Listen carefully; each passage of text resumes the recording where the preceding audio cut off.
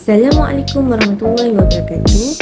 Saya Aniska Remiti Yasmi, pelajar ilmu muzik, dan pada hari ini saya akan membentangkan instrumen pentaksiran pendidikan muzik, di mana bagi instrumen ini saya telah memilih modul kemahiran muzik sebagaimana yang terkandung dalam DSKP, di mana topik yang saya fokuskan ialah penyanyian. Ini merupakan rancangan pengajaran harian saya bagi topik nyanyian. Dan pada kali ini, saya telah menghasilkan item pentaksiran bagi nyanyian tahun 3 berdasarkan objektif yang ada dalam APH ini.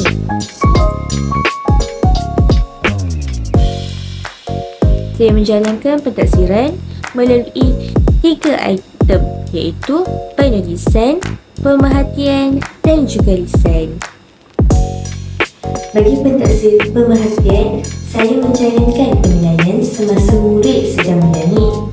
Kemudian, bagi lisan pula, adalah melalui soalan jawab berdasarkan topik-topik dalam nyanyian. Dan akhir sekali, secara melalui penulisan, saya memberikan lembaran kerja atau kuis kepada murid. Bagi skala penilaian, saya telah menggunakan skala 1 hingga 5, di mana bagi skala 1 daripada tidak memuaskan kepada yang sangat baik, iaitu di skala 5. Bagi penilaian secara lisan, iaitu saya akan bersoalan jawab ataupun bertanya kepada murid. Saya menilai murid berdasarkan 3 aspek, iaitu sebutan, pitch dan juga tempo, di mana bagi setiap aspek ini disediakan beberapa soalan untuk melihat tahap penguasaan mereka.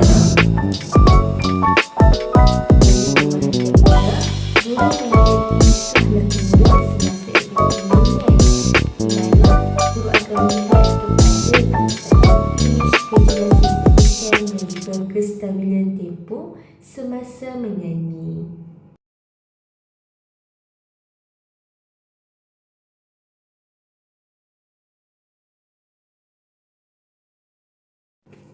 Bagi kaedah pelaksanaan, lagu yang digunakan adalah burung dan suasana.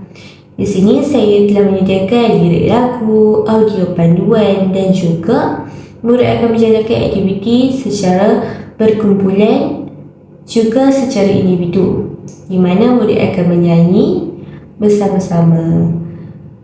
Saya akan memberikan murid bimbingan dan menilai murid secara berterusan semasa aktiviti nyanyian ini. Tujuan saya menjalankan pentaksiran ini adalah untuk mengesan tahap penguasaan nyanyian murid, memberi maklum balas dan bimbingan yang sesuai, serta meningkatkan kemahiran murid dalam nyanyian melalui kaedah penilaian yang pelbagai. Kesimpulannya, instrumen ini mudah digunakan dan lengkap untuk menilai murid secara holistik.